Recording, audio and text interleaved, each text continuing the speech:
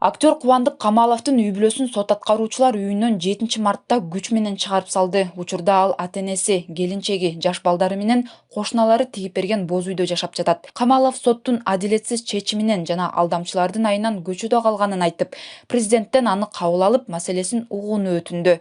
Урматтуу Садыр Нуркожоевич, соттун акыйкатсыз чечимине байланыштуу өзүмдүн 2005-жылдан бери жашап аткан үйүмөн ажырап калдым. Медиа хаб Кубандык Камаловго байланышканда анын апасы дээрлик 10 жыл мурда жогорку пайыздагы акча алганын, анын пайызы өсүп жыйынтыгында үйүнөн ажырап жатканын билдирди. Актёрдун айтымында апасы өзү алган баштапкы сумманы төлөп Россияга кеткен. Бирок пайызга акча берген аял менден акча алды деген тилкаттар менен сотко кайрылган. Камалов ал тилкаттар дагы жасалма экенин айтат.